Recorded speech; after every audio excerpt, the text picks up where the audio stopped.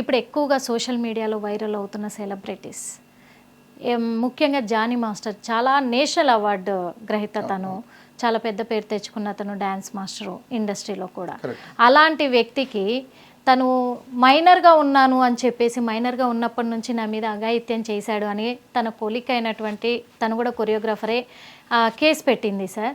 ఇది ఎంతవరకు కరెక్ట్ అంటారు, ఎంతవరకు కరెక్ట్ లేదా అని అంటారు? ఎందుకంటే ఈ క్వశ్చన్ అడుగుతున్నాను, చిన్న ప్రజల్లో చిన్న డౌట్ ఇదవుతుంది. ఎందుకంటే అమ్మాయి మైనర్గా ఉన్నప్పటి నుంచి చేసినప్పుడు లేని అబ్జెక్షను ఇప్పుడు ఇన్ని సంవత్సరాలుగా తనతో ఉండి ఇప్పుడు కేసు పెట్టాల్సినంత అవసరం ఏమొచ్చింది? మేడం 100 ప్రశ్నలకు సమాధానం అన్నట్టు మేడం. జానీ మాస్టర్ ప్రస్తుతం అయితే కస్టడీలో ఉన్నారు. అవును. రిలేషన్స్ బాగున్నప్పుడు ఎలాంటి కేసెస్ ఫైల్ అవ్వవు మేడం. అది మైనర్ అనుకోండి, మేజర్ అనుకోండి. ఎప్పుడైతే రిలేషన్స్ బాగుంటాయో, టర్మ్స్ అండ్ కండిషన్స్ బాగుంటాయో, అది ఎవరైనా పర్లేదు.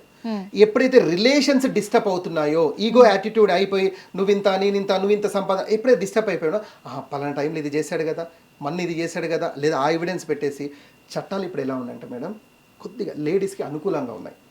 అది తీసుకొని నేను కేసు ఫైల్ చేసేసి వాడిని బ్లేమ్ చేయాలంటే మేడం, ఇండస్ట్రీలో చాలా చాలా పెద్దవాళ్ళు కూడా ఓపెన్గా కామెంట్ చేసిన విషయం ఏంటంటే, రిలేషన్స్ బాగున్నప్పుడు అమ్మాయి ఏమనలేదు, డిస్టర్బ్ అయినప్పుడు మాత్రం వచ్చి అంటే చట్టాలను తన అనుకూలంగా వాడుకుంటుంది అనే విషయం. అయితే ఇక్కడ జానీ మాస్టర్ చేసిన ఒక మిస్టేక్ ఏంటంటే మేడం, ఎప్పుడైతే నార్సింగ్ పిఎస్లో కంప్లైంట్ ఫైల్ అయిందో, జానీ మాస్టర్కి ఫోన్ వెళ్తుంది, పలానా అమ్మాయి వచ్చి మీకు కంప్లైంట్ ఫైల్ చేసింది, మీ వివరణ చెప్పండి అని. మేడం రూల్ ఏంటంటే మేడం, కంప్లైంట్ ఫైల్ అయిన 24 hours వరకు ఎఫ్ఐఆర్ కాదు. ఆయన వచ్చి ఆయన ఎక్స్ప్లెనేషన్ తీసుకుంటారు, తీసుకున్న తర్వాతనే ఆ ఎక్స్ప్లెనేషన్ బేస్డ్ మీద ఎఫ్ఐఆర్ ఫైల్ అవుతుంది. ఈయన కంప్లైంట్ ఫైల్ అని తెలిసి నా పరారీలో ఉన్నాడు. సో ఇంకా ఈ అమ్మాయికి సపోర్ట్ దొరికింది. తర్వాత గోవాలో దొరకడం మీద అంతా ఇప్పుడు అంతా నడుస్తుంది. నేను అదే చెప్తున్నాను మేడం, ఇప్పుడు రిలేషన్స్ బాగున్నప్పుడేమో మంచిగా ఉన్నారు, రిలేషన్స్ డిస్టర్బ్ అయిన తర్వాత కేసు ఫైల్ అవ్వడం, ఇది what ever it may be madam, industry పరిస్థితి కూడా ఇలానే ఉంది పరిస్థితి. ఇప్పుడు ఇండస్ట్రీ అనుకోండి, ఎడ్యుకేషన్ అనుకోండి, అన్ని ఇండస్ట్రీలో కూడా ఇప్పుడు అదే అమ్మాయిని మేము ఇలా చేసుకోవచ్చు, అలా చేసుకోవచ్చు, ఇలా ఇవన్నీ ఓపెన్ ఫ్రీ అయిపోయినాయి మేడం. ఏదైనా మేము చేసుకోవచ్చు, మనం అడిగేటోళ్ళు. ఇప్పుడు అందులో సెలబ్రిటీస్ అనుకుంటే ఎవరు అనుకోండి, ఇప్పుడు బంతి ఎంత ఎత్తు మనం ఇక్కడ అంత పైకి వెళ్ళినట్టు మళ్ళీ అంతే తొందర కింద పడిపోతుంది. ఆ విషయాన్ని గ్రహించలేకపోతున్నారు కూడా మనుషులు. అంటే ఈ విషయంలో కొన్ని రూమర్స్ కూడా ఇదవుతున్నాయి సార్, ఫ్యాన్స్ కావచ్చు, ప్రజలు కావచ్చు. ఏమని అంటున్నారంటే, ఇప్పుడు జానీ మాస్టరు ఇంత హైప్కి రాకముందు కూడా అమ్మాయి తనతోనే ఉంది, అప్పుడు ఎలిగేషన్స్ చేయలేదు, ఇప్పుడు ఈ పొజిషన్కి వచ్చినాక మ్యారేజ్ చేసుకోమని అడుగుతుంది, చేసుకోనందుకే ఇప్పుడు ఇలాంటి ఎలిగేషన్స్ చేస్తుంది. అంటే స్థాయిని బట్టే వీళ్ళు ఇలా ప్రవర్తిస్తున్నారా? ఇప్పుడు బట్ మేడం డైరెక్ట్గా ఒక విధంగా చెప్పాలంటే బ్లాక్మెయిల్ అనే పదం madam.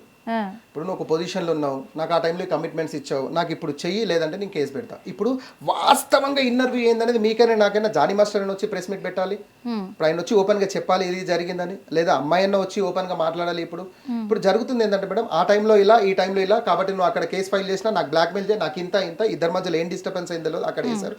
What ever it may madam, అది ఎంత పెద్ద విఐపీ అయినా లేకుంటే ఎంత చిన్న వ్యక్తి అయినా తప్పే, ఎవరినైనా శిక్షించాల్సిందే. కానీ నువ్వు పరారీలోకి వెళ్ళడం తప్పు. నీ కంప్లైంట్ ఫైల్ అయింది, నువ్వు వెళ్ళి మాట్లాడు, చెప్పు, ఆ టైంలో ఇలా జరిగింది, ఈ టైంలో ఇలా ఉంది పరిస్థితి చెప్పు. రియల్గానే నువ్వు తప్పు చేసావా, దానికి పరిహారం చెల్లించు. అంతే తప్ప నువ్వు పరారీలోకి వెళ్ళి మళ్ళీ నేను వచ్చేసి నేను ఇలా అంటే అనవసరంగా నా రెప్యుటేషన్ దెబ్బతిన్నది, జనసేన నుంచి సస్పెండ్ చేశారు. ఇవన్నీ ఈక్వేషన్ జరుగుతాయి. నేను అమ్మాయిలకు కూడా నేను చెప్పేది ఏంటంటే మేడం, మీరు రిలేషన్స్ బాగున్నప్పుడు ఒక లైఫ్గా అంటే ఒక గ్రీన్ సిగ్నల్ ఇచ్చేసి మంచిగా జర్నీ చేసి రిలేషన్ డిస్టర్బ్ అయిన తర్వాత దాన్ని తీసుకొచ్చి బ్లాక్మెయిల్ చేసి ఇలా చేయడం అనేది తప్పు అని చెప్తున్నా. అక్కడ నువ్వు కంట్రోల్ ఉండాల్సింది, అక్కడ ఎందుకు నువ్వు కంట్రోల్ తప్పావు మరి? ఇప్పుడు ఇక్కడ నేను జానీ మాస్టర్ సపోర్ట్ చేయట్లేదు, నువ్వు అక్కడ ఎందుకు కంట్రోల్ తప్పావు మరి? అక్కడ నీ ప్రమేయం ఉంది కదా, మరి అక్కడ నువ్వు కంట్రోల్ ఉంటే ఈ ప్రాబ్లం ఇక్కడ వచ్చేది కాదు కదా. ఈ రోజు కాకపోయినా ఇంకా కొన్ని రోజులకైనా సరే, ఆల్రెడీ రిమాండ్లో ఉన్నారు జానీ మాస్టర్, కానీ ఇంకో కొన్ని రోజులకైనా ఈ అమ్మాయిది కూడా తప్పు ఉంది అని తేలితే ఖచ్చితంగా శిక్ష అమ్మాయికి కూడా వర్తిస్తుంది. శిక్ష పడుతుంది, డిఫమేషన్ కేసు అయ్యొచ్చు, నష్టపరిహారం, నేను ఒక సెలబ్రిటీని నన్ను ఇంత డ్యామేజ్ చేసిందని నష్టపరిహారం కూడా అమ్మాయి మీద వేయొచ్చు. జానీ మాస్టర్ కి పూర్తి రైట్స్ ఉన్నాయి మేడం. మీకు ఎగ్జాంపుల్ చెప్తా, రాచకొండ కమిషనరేట్లో మహేష్ భాగవత్ సిపి ఉన్నప్పుడు రాంపల్లి చౌరస్తాలో, నాగరం కీసర రాంపల్లి చౌరస్తాలో ఒక అమ్మాయి ఎంత పెద్ద డ్రామా చేసింది, ఆటో డ్రైవర్ నన్ను కిడ్నాప్ చేశారు అనే ఆడియో కూడా హల్చల్ అయింది.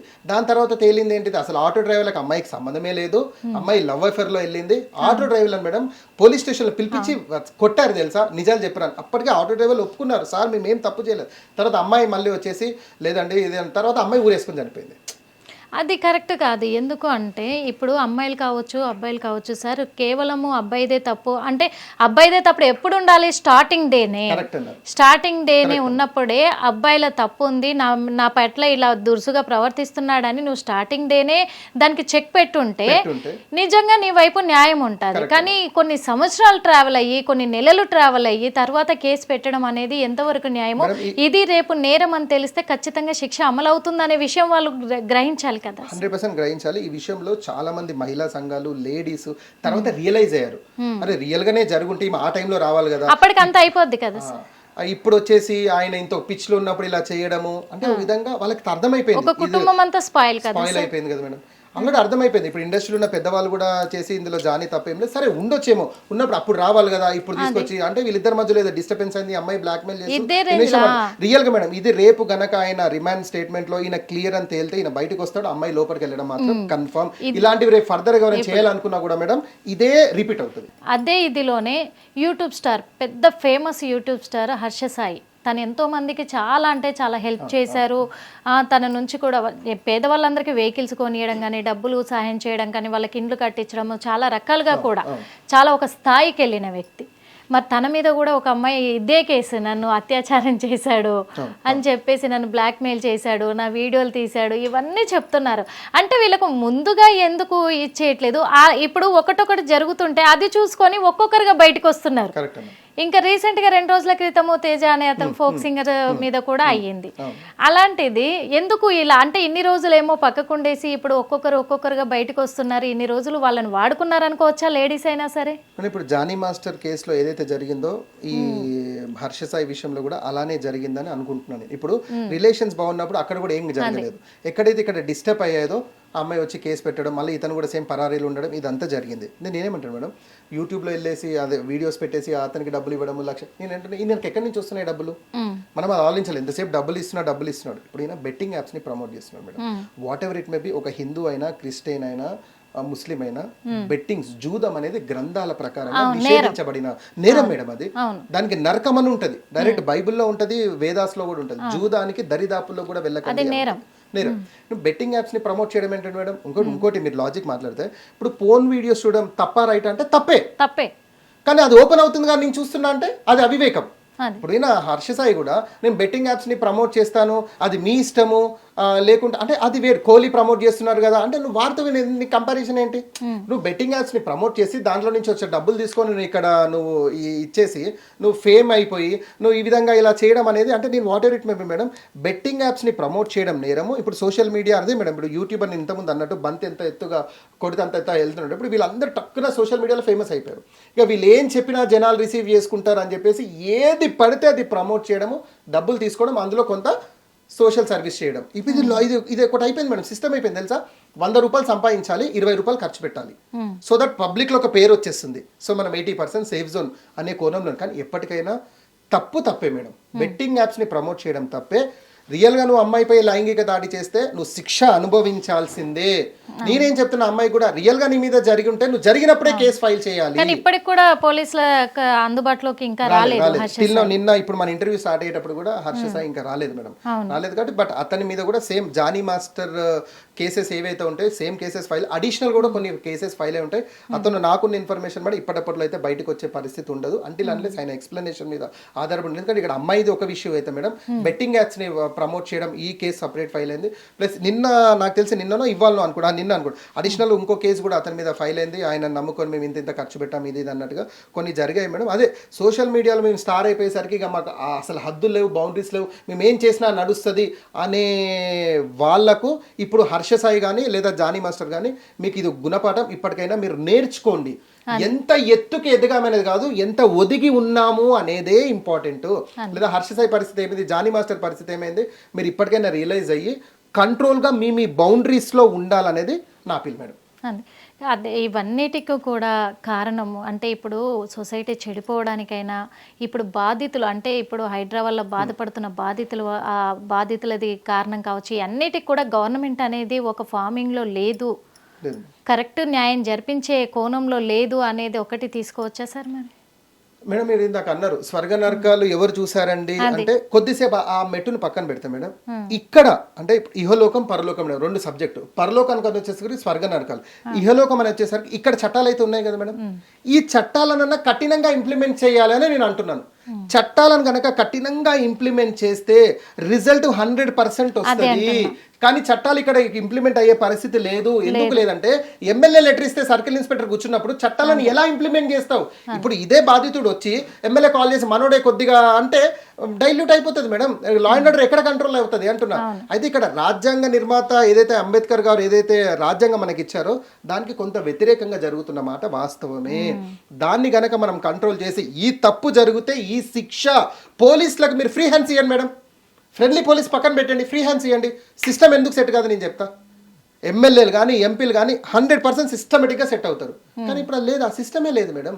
కాబట్టి ఇక మనం ఏదున్నా కూడా ఎడ్యుకేషనల్ రంగంలో మోరల్ వాల్యూస్ తీసుకొచ్చి గ్రంథాల అవగాహన తీసుకొచ్చి సొసైటీని అంటే వ్యక్తి నిర్మాణం జరపాల్సిందే తప్ప ఇక్కడ ఏదో జరిగిపోతుంది ఇక్కడ మేము మారుతాం అనుకుంటే అదే అమాయకత్వం మేడం. ఇప్పుడు నేను ఉన్నాను మేడం, ఇప్పుడు నన్ను అరే నేను ఈ తప్పు చేస్తే చట్టం నన్ను ఈ శిక్షిస్తుంది, చట్టం పక్కన పెడితే దేవుడు నాకు ఈ శిక్షిస్తాడు అనే భయం ఉండాలి మేడం. చట్టాన్ని నేను మ్యానిపులేట్ చేయొచ్చు, రికమెండేషన్స్ పెట్టి నేను అక్కడ మ్యానిపులేట్ చేయలేను కదా మేడం. ఈ భయం మనిషిలో రావాలి అంటున్నాను. ఈ మనిషిలో భయం రావాలి. ఇప్పుడు ఖురాన్ అయినా అదే బోధిస్తుంది మేడం, బైబిల్లో అయినా అదే బోధిస్తుంది, వేదాలైనా అదే బోధిస్తుంది. దేవుడు ఉన్నాడు, ఆయన చూస్తున్నాడు, వింటున్నాడు. మీరు చేసే ప్రతి మంచి చెడు సత్కర్మలు ఆయన స్వీకరిస్తాడు. మంచి వాళ్ళకి మంచి ప్రతిఫలం, చెడు వాళ్ళకి చెడు ఫలం. ఇది ఒక పెద్ద సబ్జెక్టు, అసలు ఏంటి అనేది ఒక వేరే సబ్జెక్ట్. కానీ బేసిక్ నాలెడ్జ్ అయితే మనిషికి రావాలి. అరే నేను తప్పు చెయ్యొద్దు అనేది మనిషిలో ఎప్పుడైతే వస్తాయో మేడం 100% సిస్టమ్ సెట్ అవుతుంది. ఇంకో విషయం చెప్పాలంటే సెలబ్రిటీస్ కావచ్చు, యూట్యూబర్స్ కావచ్చు, ఎవరైనా సరే వీళ్ళపైన ఇప్పుడైతే కేసు నడుస్తూ ఉంది కాబట్టి వీళ్ళపైన కేసు పెట్టిన అమ్మాయిలు అంటే స్టార్టింగ్ నుంచి మంచిగుండి రిలేషను మధ్యలో బెడిసి కొట్టడంతో వీళ్ళు కేసులు పెడుతున్నారు. ఇది కరెక్ట్ కాదు. తర్వాత వీళ్ళది కూడా తప్పే అని రుజువైతే అమ్మాయిలకు కూడా శిక్ష పడే అవకాశాలు ఉన్నాయని కూడా మనతో అడ్వకేట్ గారు చెప్తున్నారు. ఇంకొకటి ఇక మీదట కూడా ఎవరైతే ఇలా ఫేమ్ అవ్వాలి అనుకుంటున్నారో వాళ్ళు కొంచెం ఆచితూచి అడిగేసి, ఎందుకంటే ఆలోచించకుండా అనాలోచితతోటి కూడా అమ్మాయిలతో దురుసుగా ప్రవర్తించి ఆ క్షణం యూజ్ చేసుకొని తర్వాత ఒక ఫేమ్లోకి వచ్చినాక ఇలాంటి ప్రాబ్లమ్స్ ఫేస్ చేయకుండా ఉండాలి. కాబట్టి అందుకు మీరు జాగ్రత్త పడాలి అని చెప్తున్నారు. అదే కాకుండా ఇవన్నిటికి కూడా సొల్యూషను ఈ రోజుల్లో ఇప్పుడు నడుస్తున్న జనరేషన్లో మంచి చెడు నేర్చుకునేది ఆ ఒక్కటే. ఎందుకంటే చదువులు చెప్పే పంతులు ఎవరైనా సరే టీచర్స్ ఉన్నారు బోధించడానికి. మంచి ఏంటి చెడేంటి ఈ రెండు అంటే ధర్మం ఏంటి మనకున్న సనాతన ధర్మాన్ని మనకి చెప్తే ఈ పద్ధతులు ఏంటి అనే అవగాహన పిల్లల్లో కల్పిస్తే ఖచ్చితంగా తల్లిదండ్రుల పాత్ర కూడా చాలా ముఖ్యమైన కీలక పాత్ర. కాబట్టి సొసైటీని మార్చేయడానికి ముందు మన పిల్లల్ని మనం మార్చుకుంటే ఇవన్నిటి పట్ల కూడా ప్రభుత్వం కూడా చెల్లించి కఠిన శిక్షలు న్యాయపరంగా చట్టపరంగా కూడా కఠిన శిక్షల్ని అమలు చేస్తేనే మన సమాజంలో మార్పు అనేది వస్తుంది. అప్పటి వరకైతే మార్పు రాదు. అన్యాయాలు అక్రమాలు ఇలాగే జరిగే అవకాశాలు ఉన్నాయని క్లుప్తంగా వివరించారు మన కోసము. Thank you sir, thank you so much. మరో ఇంటర్వ్యూలో మళ్ళీ కలుద్దాం. అప్పటి వరకు చూస్తూనే ఉండండి hit TV. Hit TV app ని డౌన్లోడ్ చేసుకోండి. ఇందులో short news, live news, entertainment movies అన్ని అవైలబుల్ గా ఉన్నాయి. Please download hit TV app. Hit TV app ని ఫ్రీగా డౌన్లోడ్ చేసుకోండి.